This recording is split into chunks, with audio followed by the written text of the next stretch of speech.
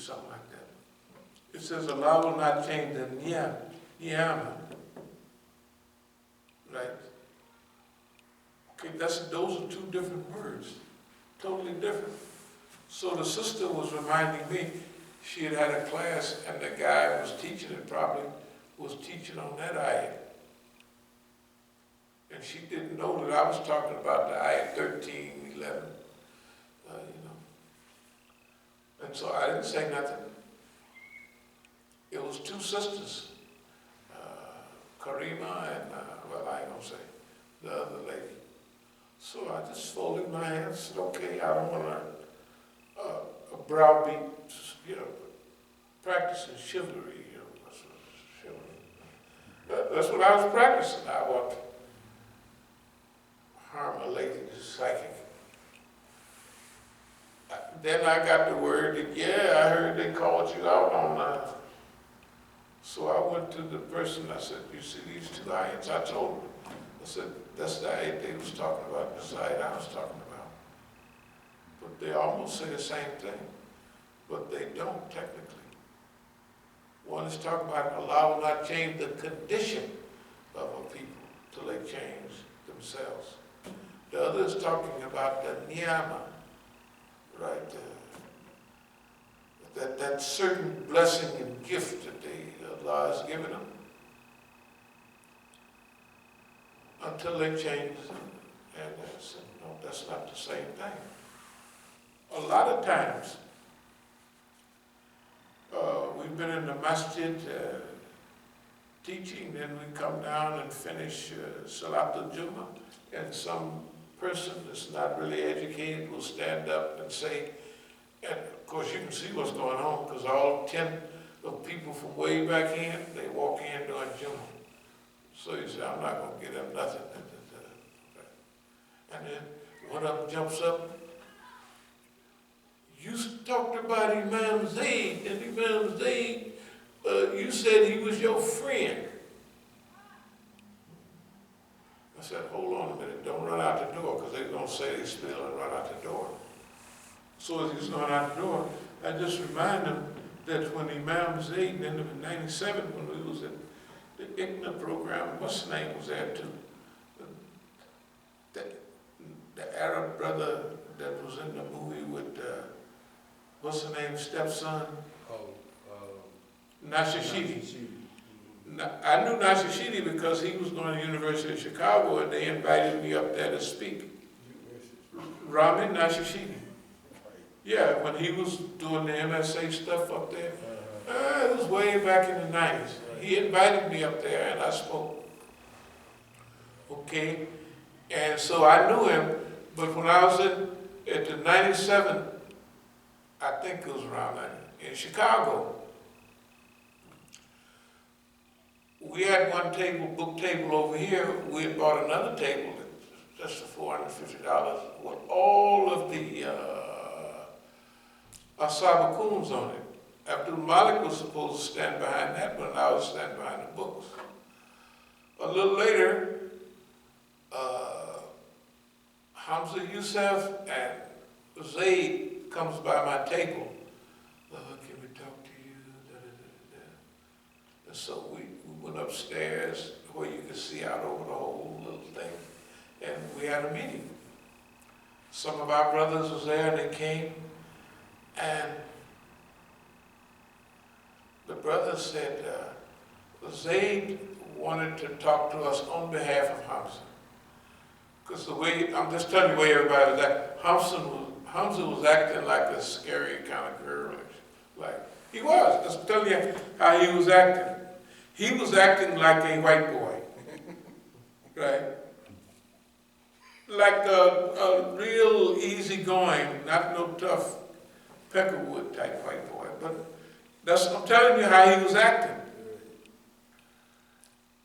The people, the way they look at me, and the way they talk about our brothers in Oakland.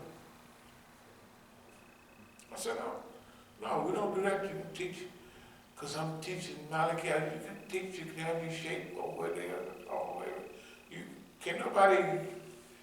None of our brothers are going to have anything to do with what you teach. Now at the same time,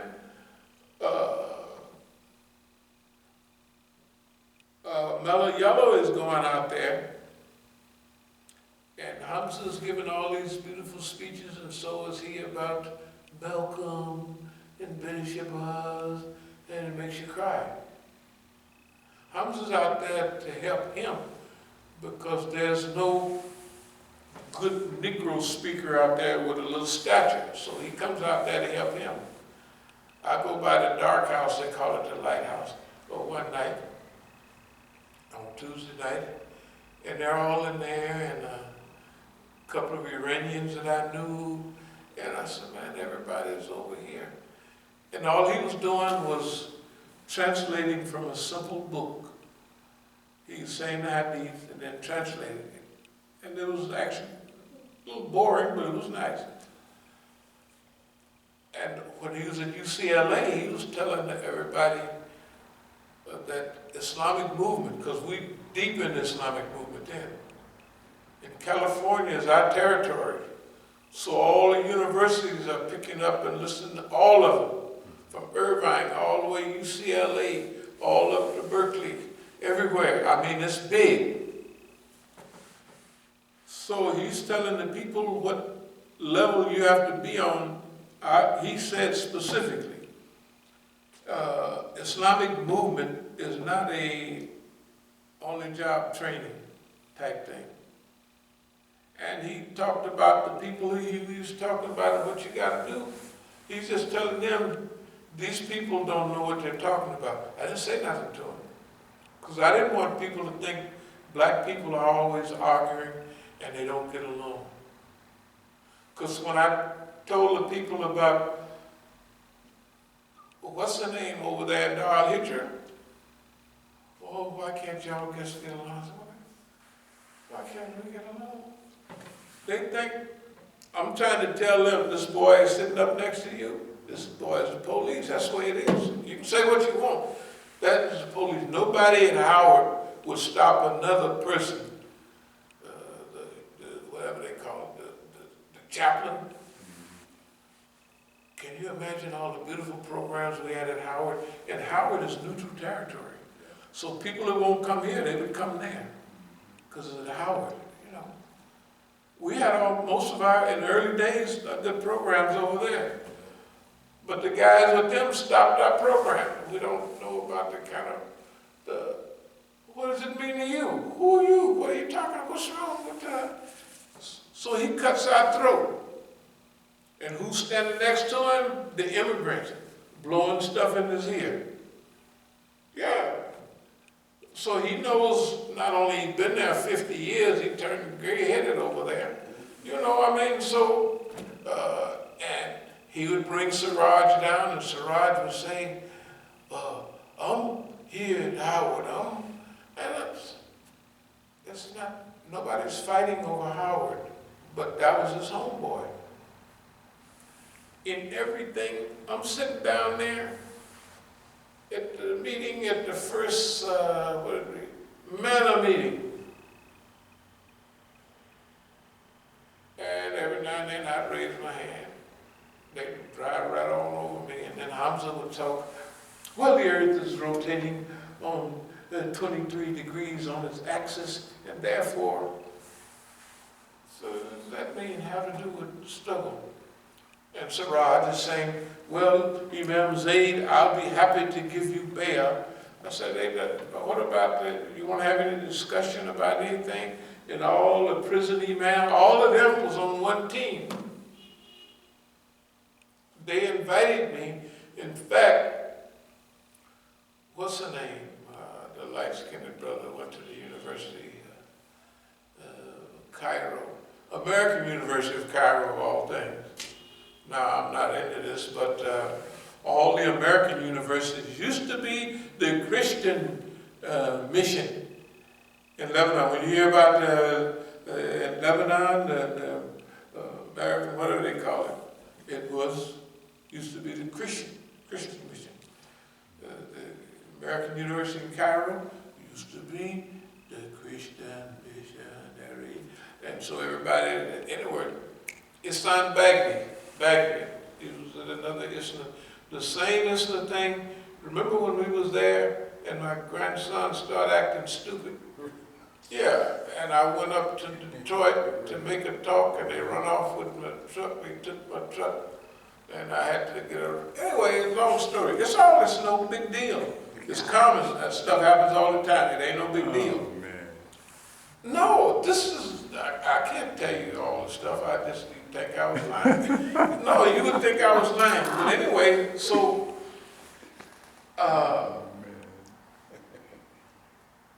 they were so off track. Hamza says, I can't, I have other responsibilities. In other words, his sheikh is over and he have given bayah already to his sheikh in Mauritania. Yeah, in Mauritania. And Hamza has good Arabic. And one Negro I was watching was all at the Islam conference. He speeded up on speaking out Arabic, like, you know, at a certain speed you can understand it. Hamza was understanding that. I said, this boy is CIA trained or something. Because I know the other one is the Negro is CIA trained. But you know that even amongst police there's jealousy. He's get a better job than I do because he's white. He don't put but 2 niggas in jail and I put 50. No, that's the way I'm telling you. Anyway, the point is this. We're at the meeting, and so Hamza says, his little spiel, everybody said his spiel, and I'm there kind of crazy, raising my hand to get recognized. I didn't speak all that time, so okay, no problem. So now comes to what we're gonna have. We're gonna have an Amir, we're gonna have da-da-da-da-da, we're gonna have Bayah. What are we gonna do? This is the Muslim Alliance of North America. This is an alliance of people who are from here, white or black, but they are American Muslims, and we should have a group of our own. So, well, we can't have an Amir with that title because that's too strong a title. It is Hamza. You can't have an Amir. You can't have a Caliph. You can't have nothing. Then comes, well, maybe the chairman would be, that's all like Chairman Mao. Yeah. That's all yeah, like Chairman Mao. Yeah. Chairman, he should tell her anything. That's good. We just call out, we'll be something or other, and we'll have Siraj as the chairman, not the Amir. We don't have no Amir, or Caliph, or anything with that name in it. Because he didn't want it. I said, man, this is ridiculous. I went to a couple more meetings, I stopped going. I said, I'm not going because their design. First of all, I never wanted to go. But Imam Jamil asked me on behalf of Hassan Bagmi. And Hassan Bagmi, he was there teaching some of them courses when we was at Islam. He was a professor down there somewhere. Carolina or something like that. Huh? I think, was he in Kentucky? One of them, that's close enough, yeah. That's close enough. Here's the point. Everybody has, the only time I got to show up on any of their stuff, I don't know if you remember, 2007 and 8 in Philadelphia. They had got the whole convention center in Philadelphia. Now what happened was the brothers from here went down there or up there on Friday. I came Saturday, the next day. When I came in, they was all passing out flyers and everything. When I came, I was not on there to speak at all. Hadari was helping, Jahari was, all of them was in on it. And they spent, I heard $320,000 for the place. That's what I heard out It was just like, it wasn't like what we had. We wouldn't have no program of $320,000 and give it to euros. Right. So Raj had a thing at Madison Square Garden, and they was raising money talking about we need to pay $450,000. That electricity costs $21,000. The cameras and everything cost $5,000. I said, That ain't nothing to be proud of, man. no, he didn't raise it, but he didn't have no problem. Somebody paid it. Okay, here's what we would have did. We would have hustled ourselves up at a school, a big masjid. We'd all be laying in here having a good time. You know, I'd get everybody fluffy pillows and sleeping bags. But if you want a little mat in there, you get that too. Yeah, right. And we would have kept our own money. And then he had the guy with Murder Ones on. He left him years ago. I don't know. I'll think of his name in a minute. He was up there. I guess it was a zoot suit. I don't know. I'm not talking about nobody, but I'm just telling you. Murder Ones is in black sunglasses and them colors. Now we went up there to help with security.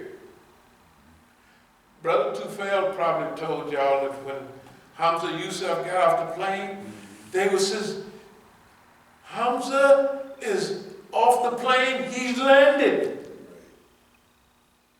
Hour later, Hamza is here. I remember Brother Tufel talking. Hamza is here, like Jesus is here. And these is grown Negroes, tough Negroes come off right down the street. So what done happened? I've endured that all the time. I've not endured, I've just, I don't say enjoyed it, but I just saw it.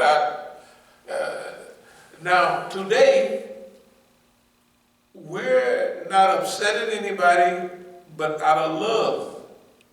Just like in the Quran, when Allah is stressing to you, you ought to do right now.